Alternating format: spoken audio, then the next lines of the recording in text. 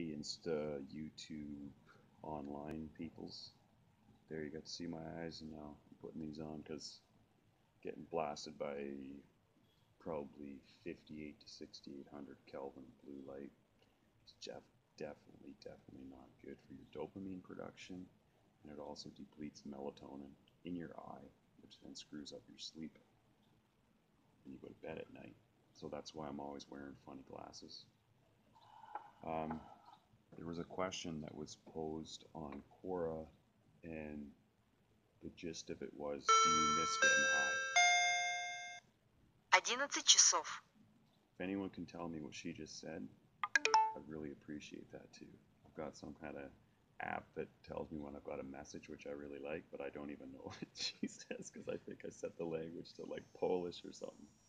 Anyway, I do not miss getting high with my drugs of choice.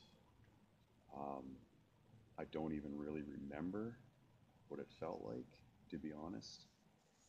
I could kind of sort of get a glimpse once in a while if I have a few cups of coffee and hit a huge blast on, like, I'd have to probably put, I don't know, 35 milligram per mil nicotine in here and pop about, I don't know, 5 ephedrins to equal the effect.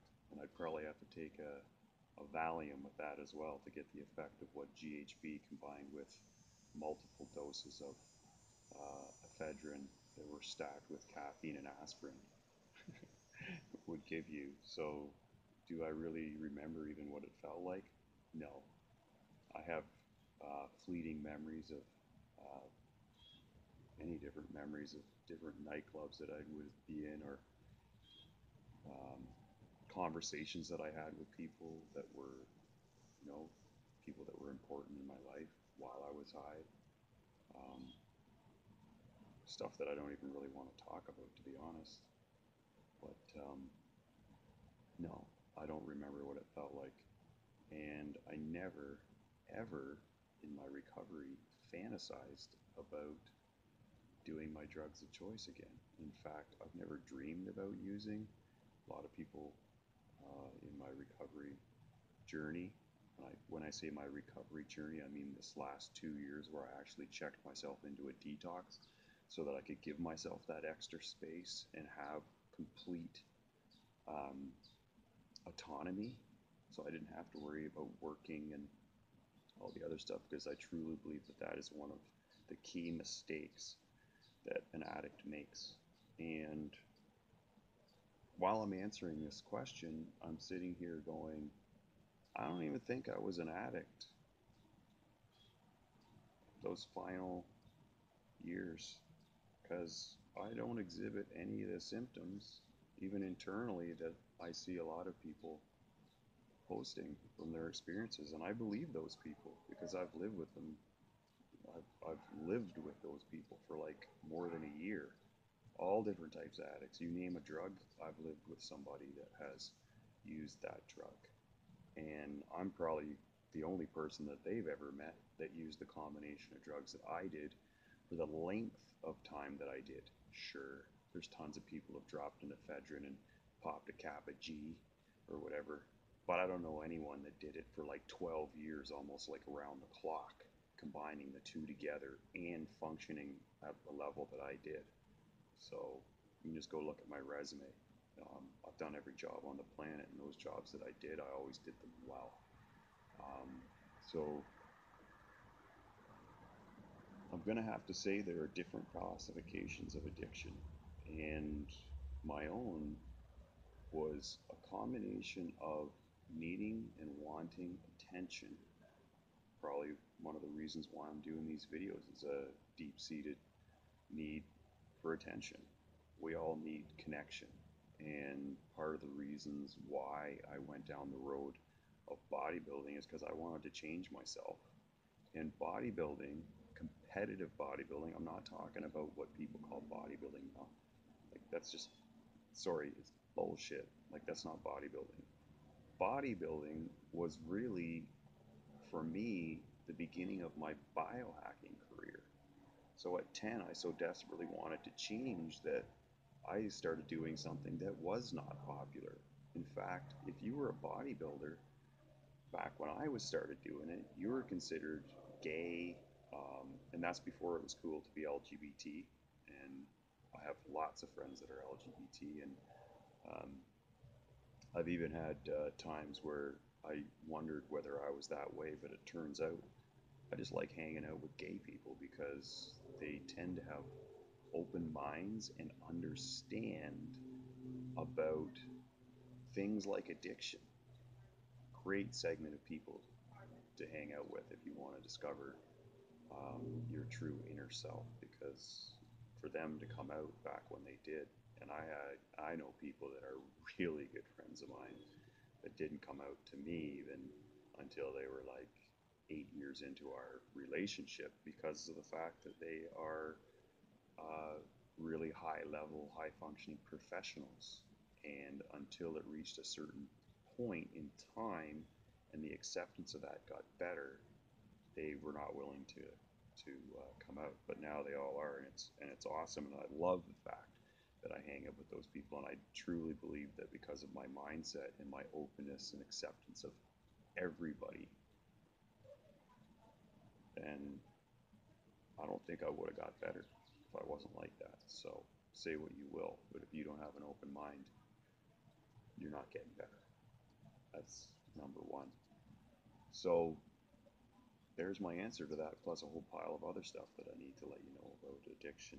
And through my unique experience as a health scientist that addicted myself to some really potent stuff, partly out of the fact that I needed to connect, I felt a need to connect with more people.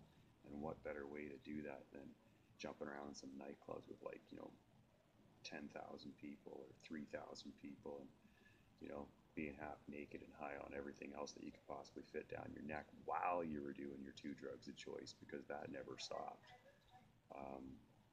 I'd never trade in my life experience in this particular round for anything, because I've met more interesting people, done so many things that I never even would have dreamed about when I was little, that I've done. And I don't look at all that time as a negative thing. I looked at it, and I look upon it as a great learning.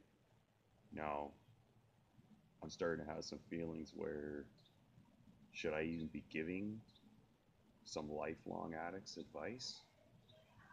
I don't know, because I never even touched drugs up until I was in my, well, I was 18 when I did that first one. I've mentioned that in other ones, but I never touched recreational drugs until I was into my 20s, and it stopped working at the one initial bar where I really got a lot of door experience and was exposed to a lot of drug use. Um, so there are unique cases for everything, and one of the things that I really enjoy about doing these videos is showing you that there's a different perspective on everything that's out there. And one thing that I do know, though, is that the advices that I give are not going to change. And the one that is the most key core to any recovery is that you cannot give up and you cannot stop moving forward. So you get a medallion or whatever if you subscribe to the 12-step programs. I didn't even go and collect mine. Oh, I got my 1 year thing. I kind of got up and I didn't realize, it's like they want you to go to as many different meetings as possible, because I kept seeing, like, the same people getting up and picking up their medallions. I was like, but I saw that guy like at 3 other meetings. Well, they're doing that is it's marketing and promotion. It's like they want more people to see, to give hope. And that's cool. That's awesome. I don't disagree with that. But other than the fact that I went to a completely different group and collected my medallion quietly afterwards, or was it? Yeah, I think it's hard to remember. I haven't been to one for so long.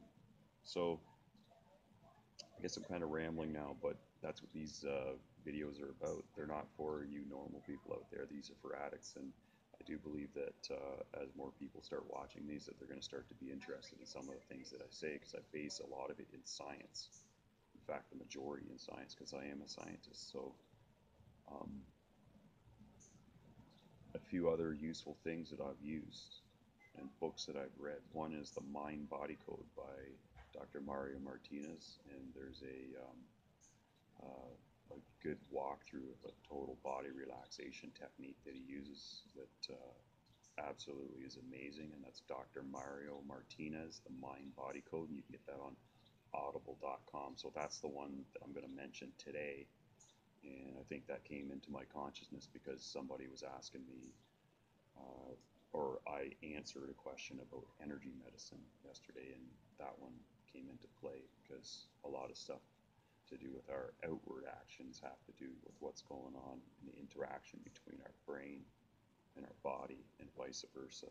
And that's why you'll also hear me talking about sun and circadian rhythms and why I'm wearing these glasses, so that I can continue to make good decisions, because the screen isn't depleting my dopamine levels, which isn't helping me make good decisions, but is the instrumental brain chemical that allows you to even make any decisions, let alone good ones or bad ones. So if you don't have proper dopamine levels and you're an addict, then jump on Amazon and buy a pair of Blue Knight, and that's Knight, like the Queen's Knights, not Night. So Blue Knight. They don't look quite like this. I took off the rubber things that are on the side of them because it makes them lighter, and I like it better. These things totally don't hurt you. They're so light that they don't give you pain on your head or headaches or anything like that. And the only thing that I've heard from people that have tried them on was like, wow, these things make my eyes feel better. And people being able to see more clearly, even those that have been using eyeglasses, which is actually what's making them more blind over time. But this is about addiction, not about the health of our eyeballs, which actually produce all of our cellular energy, or they govern the production of cellular energy, everything that is distal to it. And if you don't know about human physiology, distal means the farthest point away from your midline, and you're doing body measurements. So if you look at your finger, you could say that this joint here is distal to this one, and it's also distal to this one, but it's not distal to this one, because this one's closer to the midline of your body as you're standing in an anatomical position, like the Vitruvian Man. Love that guy. Anyway, that's my ramble for today on hashtag addiction talk with @coach_fusion. And if you want to hear more, then throw some stuff in the comments. Don't be afraid, or jump on Quora.com, where I am Quora.com/Eric-Morrison-18. There was a lot of Erics between 1974 and 1976 when Eric was the most popular name. That's Eric with a C. So have a great day, a better and better day in every way. And don't forget to go and get your Blue Knights off of Amazon.ca, especially if you're a low dopamine addict, which if you are still an addict, you are low dopamine and not making correct decisions. These things will help you. Okay? You have an awesome day. Hashtag addiction talk with Coach Fusion.